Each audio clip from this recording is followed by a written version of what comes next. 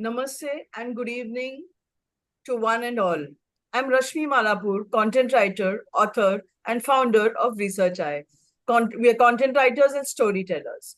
Welcome to Leaders Connect 360 Foundations episode LC0231. Leaders Connect 360 Foundation is a non-profit organization aligned with the United Nations Sustainable Development Goals (SDG). Our mission is to invite 1,000 plus leaders and create 1,000,000 leaders. Every Wednesday, we come together from 6:30 p.m. to 7:15 p.m. IST on Zoom Live to gain insights from top management leaders and last week of the month from authors. And once every quarter, we take it offline in different cities to network, support, and grow together. Because at Leaders Connect 360, we strongly believe that leaders create more leaders. Before we kickstart the episode, a quick reminder. Please keep your videos on for an engaging experience. First-time visitors, check out the WhatsApp, Facebook, and LinkedIn links in the chat box to stay connected and grow with us. This episode is being recorded for our community archives. Now, let's set the energy high. If you're excited and ready for an impactful session, drop a thumbs up or a smiley emoji in the chat.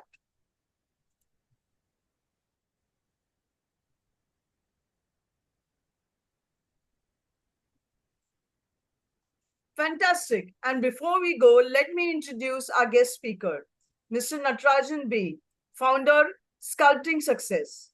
Let me also introduce Mr. Pankaj, managing partner, Bija Training, who will be interacting with our guest alongside our panel discussion leader, Ms. Dakshayani N., founder, director, Master Trainers Incorporation. Without further ado, let's get started. Over to you, Mr. Pankaj. Thank you. Thank you so much, Dr. Rashmi. Thank you so much. Good evening, everyone. And I welcome you all on behalf of Bija Training, Leaders Connect, and the Mass Leadership. And special welcome to Natarajan B. Sir and Ms. Dakshayani was our panel discussion. Welcome, both of you. Good evening and thank you. Good evening. Good evening. So before we move forward, thank you so much, sir. Hi. So before we move forward, I would like to officially welcome each one of you through a welcome video and for our guest and our panel discussion leader. And the topic and the book for today is Competency-Based HRM. So as I always say that there is always a learning, okay, whenever somebody shares his or her experience and expertise. So let's see what is that we are going to learn today from the insights of the book, Competency-Based HRM. So Arul, can we have the welcome video for our guest, please?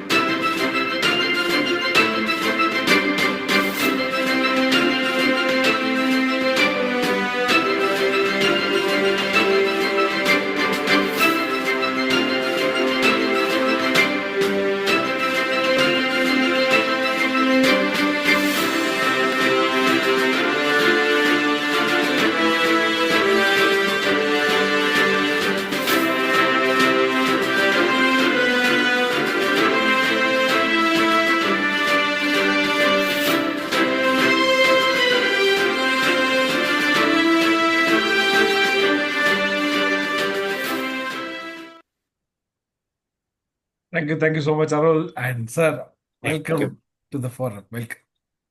Thank you, Over Pankaj. to you, Dakshayani. Yeah, good evening, everybody. Thank you for joining from across Pan India.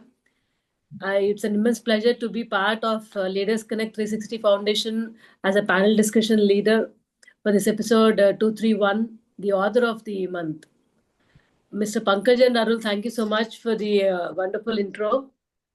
And Mr. Natarajan, very happy to have you back as a guest speaker for Leaders Connect 360 Foundation. And firstly, congratulations on your book, Competency-Based HRM. Thank you. Thank you. Thank you. I was here in Leadership Connect episode number 5. Yes, that was mentioned. Yes. And it's after 4 years I'm back here in Leaders Connect. So Thank very you, happy to have you back, sir. Pankaj, Arul, and Dakshayani for inviting me for this. Pleasure is all ours. Thank you. I'm excited to talk about my book and the journey of my book. Yeah, rather than further delay, let's dive into the discussion for this evening. Mr. Natarajan, with your permission, may I ask the first question, please? Please go. What prompted you to write this book? Okay. So when I started my consulting practice, I wanted to create a niche for myself, and I was looking at what is the need in the market. Okay, and I found that there is a big gap between what the HR practices that is going on in industry and what actually the business leaders want. Many a time in my career in senior leadership position, I had interacted with many CEOs. The expectation of the CEOs and what the HR provide them, there is a big gap. So I thought, how do we bridge this gap? Okay, so that's where I wanted to create this competency-based HRM as one of the area. And I found there's not much of discussion going on in this topic in the market in India. So I thought I will create this. And I partnered with Madras School of Social Work. We started a certificate course on competency-based human resource management 3 years back. And we have run 5 batches till now. Phenomenal success. We get very good feedback. And it was going on well. And based on the success of this program, I also got a request from Madras School of Social Work to create a course for their students on competency-based HRM, to set the syllabus for a course. They wanted to introduce a course on competency-based HRM. Course in the sense a subject, one of the subject, optional subject on competency-based HRM for their MA HRM students. So I was creating this course structure, the syllabus, and as per the requirement of the institute, we need to have reference books. When I started looking at reference books, there were a few foreign author books, but there were only very few Indian author books. And when I went through this Indian author books, I was not quite satisfied. I was not comfortable recommending them to the students because I thought either they were so theoretical or more research focused. So when I expressed this back to the professor who was dealing with this, he just casually told me, sir, then why don't you write a book? This happened almost 1.5 years back. And I also smiled and came back. Okay. So I then, in between, I started writing the book, but I was not able to move. In my busy schedule, consulting schedule, I was procrastinating it. I was giving excuses to myself that I'm busy. I will write a book when I am free. And that when I am free never came. And everything has a time. And there was a time for this also. So unfortunately or fortunately, I don't know what to call it. This year, in the month of May, I had an ankle fracture and I underwent a surgery. And I was homebound. I was not able to move out of my house for close to 4 months. So the doctor said it will take 3 months before you can start moving. And before you can get back to your practice, it will be 4 to 5 months. So I have to keep my leg up and I have to sit in the same place from morning to evening. And I can move within the house only with a walker. So all my practices, all my bookings, everything got cancelled. And it took me into a stage of depression. What am I going to do for 3 months sitting in a chair and watching TV or doing nothing? So that's when I thought, okay, why not? How to convert this into a productive 3-4 months? So then, in fact, in my to-do list, always the first one was to write a book. So that came in front of me. Okay, all along I was giving an excuse to myself that I don't have a time. But today I have all the time in the world. Why not start writing the book? Then I started writing the book. And as Paul Celler in his book Alchemist says, that when you pursue a goal, the entire universe conspires. So everything fell in place. It happened automatically, one after another. Okay. I don't know where from it came. It came from unexpected sources. There was a webinar conducted by somebody where I happened to attend and listen to a publisher on how to write and publish a book.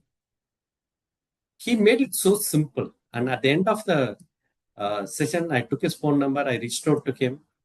I told him my story and I told him I'm writing a book on this. He said, I'm ready to publish it. I will help you publish it. So everything, because I had a lot of doubts. Who will publish my book? Who will read my book? Who will buy my book? All the self-doubts were there. He broke all the self-doubts. He gave me the confidence. He took it upon him. That's Mr. Vinit Gira of Gurukul Publication. And he published my book. That's the story behind this book. Good to know, sir. But very appreciate to use your time, the time what you had, rather than sitting on the bed and waiting for the time to pass on. You have utilized the time to write the book and spend time on that. That's really wonderful thought. I always believe that, Yani, that you always have a choice. What Right. happens to you, you don't have a choice. But Correct. what you do after something happens to you, the choice is always with you. Correct. And what you choose is going to be decide the destiny of it. Absolutely true. I agree with you, sir. Who are your target audience for this book, sir? Sorry. Who are the target audience for this book?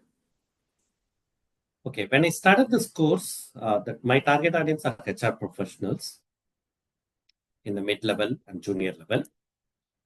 And later on, when I started writing the book, I also kept the students in mind. Okay, so it is the HR students, MA HRM students, and also the HR professionals at junior and mid-level who are my target.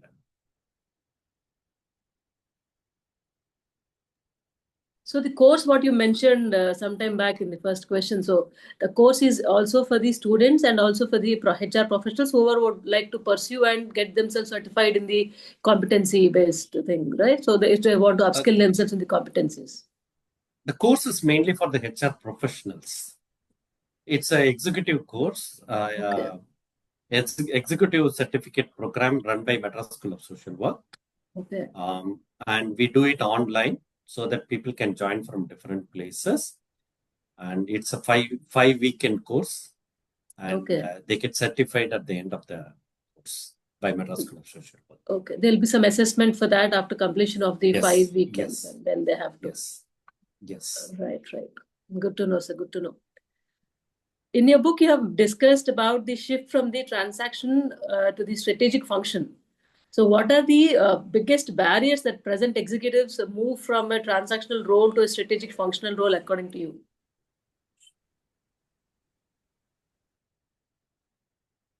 I would say the biggest challenge that HR professionals today face is their mindset. Okay. I had been dealing as a coach, I had been dealing with a lot of this HR professionals. As HR leader, I had seen a lot of HR professionals.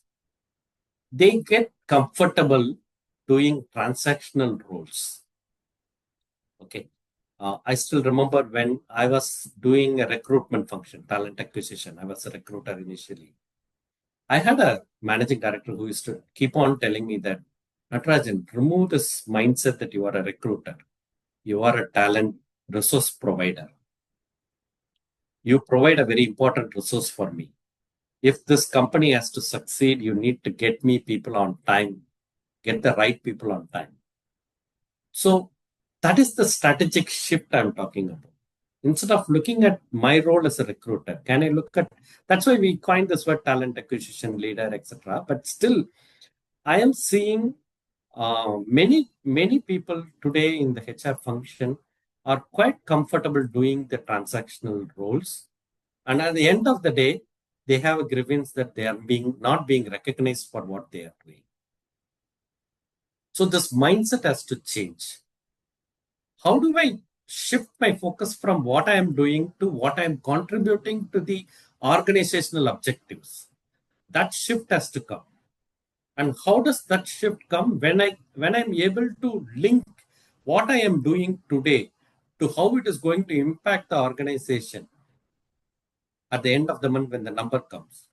I can give you one more example. Once I got 2 crores sanction from my managing director to construct a training center for developing people. Okay. We constructed a training center. People, if you cross Vanagaram, you can still see that big tower. Only thing that Kone name is not there nowadays. The tower still exists with 3 shafts for training people, e-learning center, escalator for training, classrooms. It was all good. Everybody said, great, happy. After 3 months, my managing director called me and said, I had invested 2 crores. Show it in my balance sheet.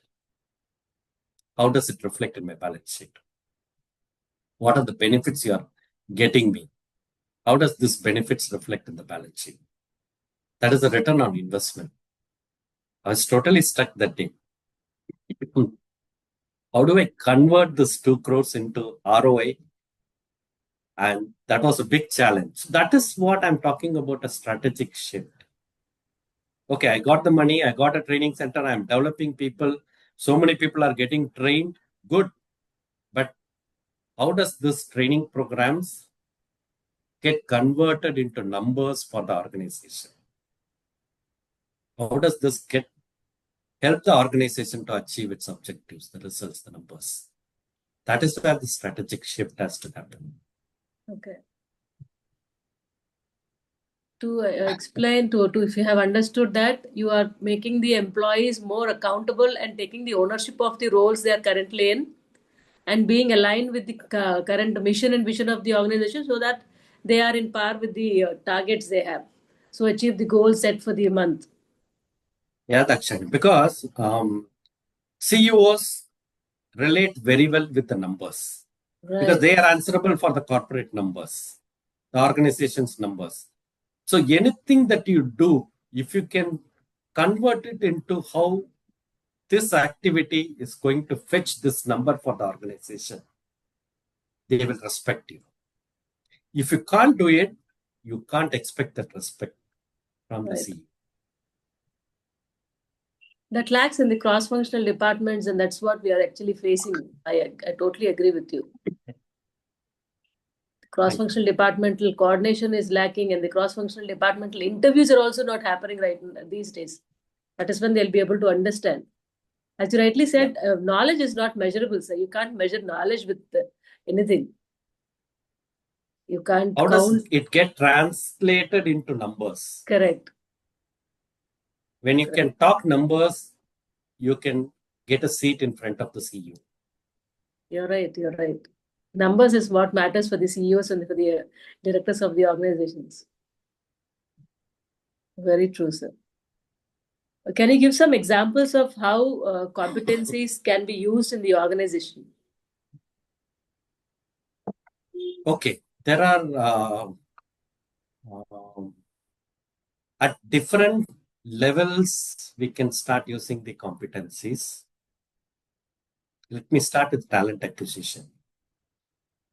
Today, when we are recruiting people into the organization, okay, do we know what are the competencies that we are looking for? Okay. I start asking, in fact, I'm currently interviewing people for talent acquisition head for a big company. And many of them say, I keep a job description with me when I interview.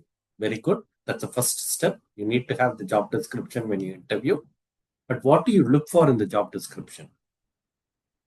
Beyond the roles and responsibilities, some companies have competencies as a part of a job description document. Very good. Some companies do not have job competencies as a part of job description. Then how do I derive the competencies out of the job responsibilities, which is given in the job description? That's the first question. Unless I know what is the competency that I'm looking for, how do I know I'm recruiting the right candidate? When we talk about competencies, there are two. One is the technical or functional competencies. The other one is the behavioral competencies. The functional managers, when they interview, they invariably check for the functional competencies or the technical competencies. But who is supposed to interview and check and certify that these people possess the necessary behavioral competencies? Let us take a simple example. Every company has core values. There will be 3 or 4 values: integrity, adaptability, passion. Okay. Who is checking whether the candidates who are coming are people with integrity, people with passion, people who are adaptable? It is supposed to be the HR department's role. The recruitment team, if they are going to ask the same question what a functional manager will ask, then there is no need for 2 levels of interview. So if you actually look at many of the big companies, multinational companies, they already have one specific round called behavioral interviews. They tell candidates that next round is going to be a behavioral interview. And what is a behavioral interview? Behavioral interview is nothing but they check for certain behavioral competencies that are required in the particular function, the role for which you are being interviewed. It could be a core competency, which has to be exhibited by everybody in the organization, or it could be a function-specific competency, which is needed for a particular role and function. So how do we then comes the question. I know that yes, integrity is a competency. I need to verify. How do I verify? Okay, what question should I ask? So that is where the behavioral event interviewing comes in. Okay. And as recruiters, as talent acquisition people, we should be very thorough with what is a BEI, behavioral event interviewing. Okay. How do I do a competency-based interviewing? How do I frame a question to get the response, and how do I evaluate them? There are techniques like STAR. How do I use the STAR technique to evaluate a candidate for the response I get for the questions that I'm asking? If you do not know this basic information, then you are doing a transactional recruitment function of sourcing a profile and giving it. And in the process, you do something called an interview where you check for basic details. Beyond that, you are not adding value. So that is where I'm giving you one example as recruitment, where competencies can be used. Similarly for succession planning, similarly for potential identification, performance management. Then finally arriving at the competency mapping and competency matrix, which can be used as an input for the L&D function. So there are different levels competencies play a major role. It integrates very well with the complete HR function. Right, sir. What you said is right. You should have the competency mapping done, and the competency matrix is mandatory for any organization to have in place. Your book will definitely support it. I'll tell you, in industry today, if you ask people, what is the difference between a competency mapping and competency matrix? There is a big gap in understanding. A competency map is for the position. Whereas competency matrix is for the persons who are occupying the position. Right. The level in which they are currently. Competency map is the requirement for that position. What are the competencies required? At what proficiency level they are required? That is what is competency mapping. Whereas when you say competency matrix, you bring the people who are occupying the position, evaluate them against the required competency, and tell them that this person is currently at this level of competency. And to upskill themselves, they have to have the learning. Then take the gap. What is the requirement and what is the availability? Look at what is the gap and take it as an input for your training need analysis. Training need analysis, yes. T&A should be done accordingly like that. Yeah. You rightly said so. Then if you do a training program, you can link the return on investment easily. He had this gap in this competency because of which he was nominated for this training program. And after the training program, this gap is bridged, which means I had got a return on investment. Investment for this. Right. You rightly said. Thank you so much, sir. If you have to identify one unique feature about your book, what it would be? Okay. One, I would say that, okay, I told you I kept the students also in mind. So one, I would like to say this book is in very simple language, no jargons. We have tried to give as much practical examples as possible, a lot of illustrations. In fact, at the end, I had given 2-3 case studies, which actually I used in my consulting assignment, only removing the name of the organization and some critical data. I had given that in my book. So, for example, I had given one case study of, I was once hired by a company to interview CHRO position, 3 candidates for a CHRO position. So how did we arrive at the competency framework? How did we define the competencies, break it into behavioral indicators, convert it into BA questions, and also created a rubric for evaluating the candidates. So I've given the entire structure in the book. So people who can see that, you will know how to do a competency-based interviewing for a senior level position. That is point number 1. Point number 2 is one feedback that I got from people who bought my book till now is that the font size, the structure of the book, it is so simple, it is so motivating for us to read further and further.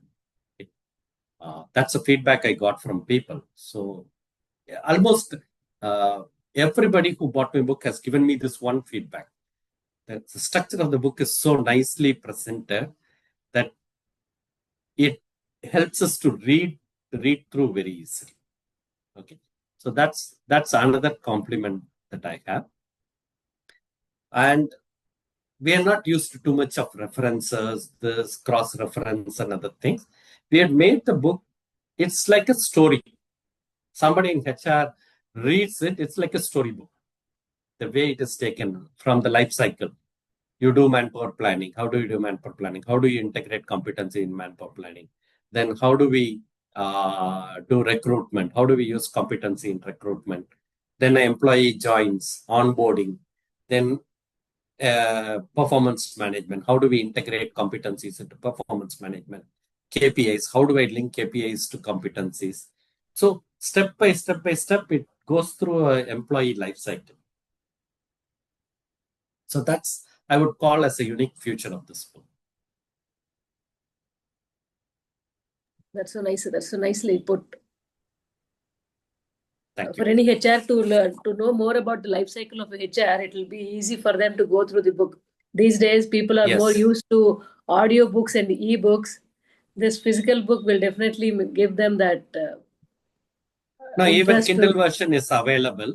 Okay. Amazon Kindle version is available. If somebody is interested in online, they can purchase it in Kindle version. Or if you have Kindle Unlimited subscription, This Okay. book is freely available in Kindle Unlimited subscription. That's really wonderful, sir. You We can can freely download it. access the book. Okay, we Yes. can download the book and read it. Okay, that's really nice. So the last My question for the given. aim is to spread this book to as many people as possible. You're right.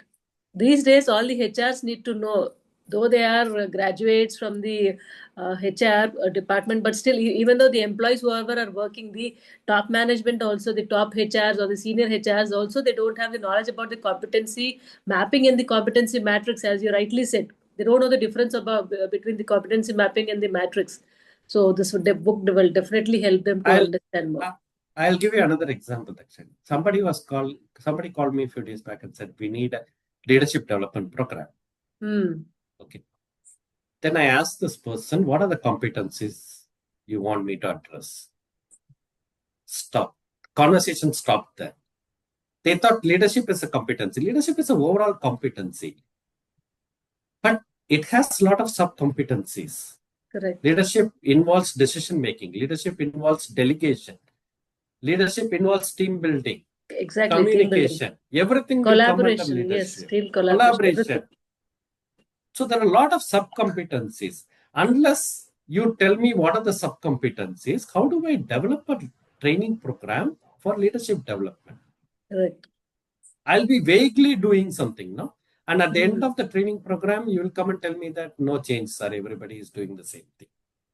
Because we were not clear as to what we need. Right, you're right, sir. Thank you for the inputs. The last question for the evening, sir. What advice would you give to the listeners who want to write and publish a book?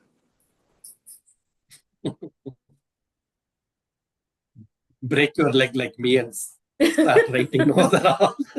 That's really nice advice. But what advice? No. That's really nice of you. I would say, I will tell you what inspired me in that webinar which I attended with Mr. Vinit Gira. Okay, he said writing book is not so difficult. What he asked us to do is in the webinar, open the Google Doc, switch on that speech to text converter. Then he asked us to talk about some topic for 1 minute.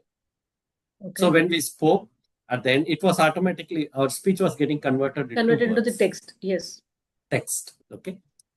And after 1 minute, he asked us to count the number of words. So it came to around 140. So he said, typically a book will consist of 20,000 to 30,000 words. Okay. And if you're taken 140 words per minute, to do a rough calculation and find out how much time you would need to complete the book, it gives roughly around 20 hours or so. So we were totally struck. For 2 years, I've been keeping this book, telling people that I don't have a time. Okay, it's not so simple. You need to think, you need to conceptualize, you need to bring the topic in mind. There are a lot of other things in that. But he made it so simple, and he made it as if it's not a big thing about writing books. Okay, so that really, it was a big eye opener for me. Okay. All along, I was telling myself that I don't have time to write this book, but if only I could have found 20 hours of a time in the last 2 years to sit and conceptualize and write a book. That's not an excuse I can give to anybody. Correct. So similarly, if you have any topic and other things, is somewhere I also had this thought that I need to be perfect. I should not make any mistakes. There should not be any grammatical mistakes, spelling mistake. He said, show me the best of author. I'll find out at least 2-3 mistakes in that book. So he said, don't worry about mistakes. Don't worry about grammatical problems. Okay. Forget it. He broke all the myths that I had, all the doubts that I had. He broke each one of them. That's really nice. Okay. So the copyright issues, this issue, that issue, everything I discussed with him. And he broke each one of the myth that I had. And he gave me that confidence. I would like to thank Vinit Kiran of Gurukul Publication for enabling me. And I would like to pass on this knowledge to all of you in this program who are aspiring to write and publish a book. You can reach out to me. I can link you to Vinit Kira also. Sure, sir. Sure. Definitely, sir. Would love to. Thank you so much for your time, sir, for answering all the questions so patiently and giving so many insights about the competencies for the HR and also about the book. Great insights, sir. Thank you so much. I leave the room for Mr. Pankaj. Thank you so for much, the Dakshayani, questions. for wonderful panel discussion. Thank you so Natarajan much. sir sharing it so simply. And I can really sense that what it was for you when you were on bed for the bed rest. And the moment it strike to you and the moment you written this book. So the kind of, feeling of achievement that which might have come is totally different from what you were feeling and what you achieved, right? So I can really sense In fact, that feeling. Pankaj, Yes, sir. Pankaj, thanks for kindling that particular moment in my mind. Right, sir. When the book was launched in Amazon, okay, author's copy will take 15 days to reach. Right. I could not wait for the author's copy to come. Okay. I ordered the first, I said I would like to order the first book in Amazon. Right. I ordered a book, I paid money and bought my book. Wow. And when excellent. I got that book in my hand, the kind of a feeling that I got, it's my baby, no? Right, the kind right, of a right, feeling that I got. That is where I just wanted to bring it that point, and I can really, see it on your face, and because something comes straight from the heart. Okay. Yeah. See, if you would have written book in a normal pace, in a normal condition, the feeling would have not been so overwhelmed what it is now while you're sharing, right? But from where to where it has come, right? That is what has, really changed your way of thinking also, right? Yeah. And I really feel that people who are reading this book might definitely get some, solutions to their real life challenges, right? And the corporate journey. Thank you so much, sir, for sharing that. And I leave this forum open for quick two questions and then we move forward, sir. So anyone who would like to ask question to our guest, please feel free to unmute and ask quick two questions, right? So yes, Priya, you are there. So Priya, you can ask your question, please. Aishwarya. Aishwarya was there. I'm so sorry. I was just looking at the hand only, right? No problem, sir. No I problem, thought no problem. Aishwarya has Just come now you for the yeah. perfect. Okay. Any one of you, please. Thank you. Thank you. Good evening, sir. Thank you very much for those wonderful insights.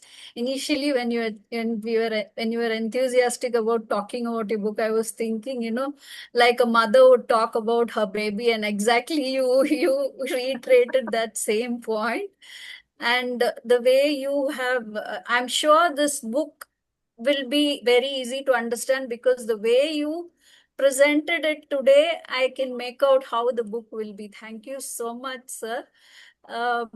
One question. Now, you were talking about the behavioral interview that is being followed in foreign countries. Is it in practice in India also? Yes, it is in practice in India. Now, I am doing quite a lot of interviews today for senior level positions. Companies are engaging me to do these interviews and give them the report.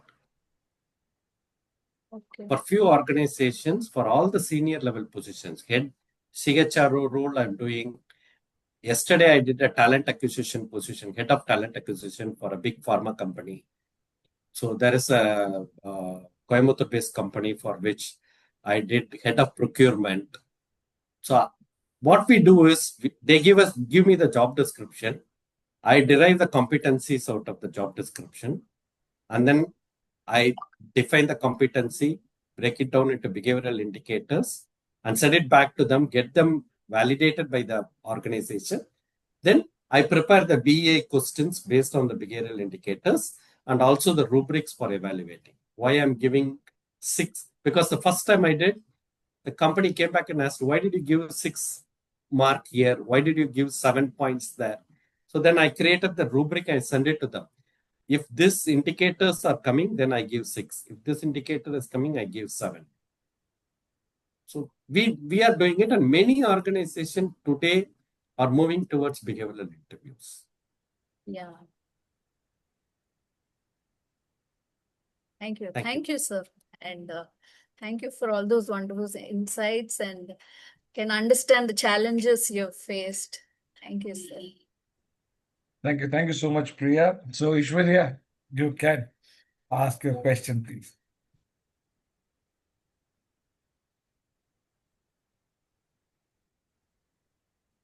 Ishwarya, you there? Arul? Yeah, please. Yes, sir. Am I audible? Yes. Some glitch. You can put off your camera if the bandwidth is low. He's having a challenge with the network. Yeah. So in the meantime, Arul, if there is anyone else who Good. would like to ask question. Arul, If not, we'll wait for Ishwarya for a minute. Ishwarya, you can turn off your camera and then you can ask question.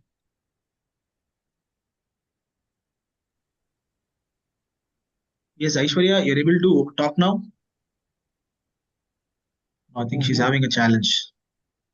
Okay, so we move forward, Arul, then. Yes. You can type the question if it is okay. I'll check in the back end. Aishwarya, now you're audible. You can ask.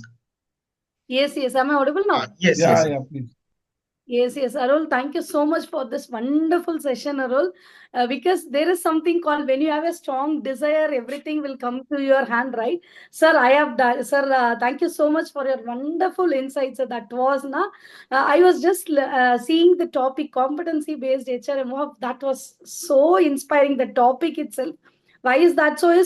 I've done my research in 360-degree performance assessment, sir. But I was very much interested in this competency mapping for the past 1 month, because I was in my searching of this, what the competency, how the competency will play a vital role in an organization. And I just want to align my 360-degree along with the competencies. And I have to align my leadership development program along with that competency, sir. As you rightly said, whenever people are asking me for a training, if at all I'm asking what are the competencies we want to frame, no, they were, ma'am, what is competency? And I'm working for a couple of companies of framing this competency, sir. And I was very happy. And I am in a right place now to get insights from you, sir. Definitely, your book will give me a lot of things. Thank you so much. And if possible, I would come and meet you directly, and I'll get insights from you, sir. I'm very happy. Seriously, I was very happy that I was thinking how I can move with this competency, what I have to do to get competencies. What are all the competencies are there? What are the books I have to read? To whom I have to get these points? Thank you so much, Charul. I have to thank you. So thank you so much. If time permits, please give your appointments. I shall come and meet you in personally, sir. Yeah, please. Thank you so much. You're most welcome. Yes, sir. The thing is, what you have said is exactly right. You have to align the competencies with your goals, visions, and mission. Along with that competences, we have to give leadership program. That was truly insightful, sir. Thank you so much, sir. And your thought process Arul has posted my LinkedIn profile. You can connect it and get connected. Okay, then you can reach out to me. I am more than willing to help you out. Okay, and any support, even for others, if you are looking for some kind of a support, don't hesitate to reach out to me. I'm available. So thank you so much, sir. Thank you so much, Ishwarya, for asking that question. So I believe we are good to move forward. So Arul, do you see any other hands raising for asking the question, or we move forward? We'll move forward. If not, then I would like to invite Miss Priya for the vote of thanks, please. So Miss Priya, I invite you for the vote of thanks. Yes. Good evening once again. I'm Priya, a soft skills trainer and a motivational speaker. Now, getting to know about this competency-based HRM, about your book, definitely I think that would do a pivotal role in sculpting success, right? Now, first, before we go ahead, let me quickly share once again the purpose of this thriving leadership community. Leaders Connect 360 Foundation is a non-profit organization aligned with the United Nations Sustainable Development Goals, SDG. We are a hybrid model leadership community bringing together leaders every Wednesday from 6:30 p.m. to 7:15 p.m., where experts in their fields provide solutions to real-time leadership challenges. And every last week of the month, we take a deeper dive into knowledge by inviting authors like what we did today to share insights from their books, helping us grow as leaders and lifelong learners. I extend my deepest gratitude to you, sir, our esteemed guest, Mr. Natarajan, founder, Sculpting Success, for his thought-provoking insights. A wonderful panel discussion leader, Ms. Dakshayani, and our dynamic moderator, Mr. Pankaj, for leading such a valuable discussion today. And now, as a small token of our appreciation, we present a special thank you video to express our gratitude. So see you all next Wednesday. Until then, keep leading and keep growing. Thank you. Thank you, Priya. Thank you so much. Bye. So, Arul, can we have thanking video, please?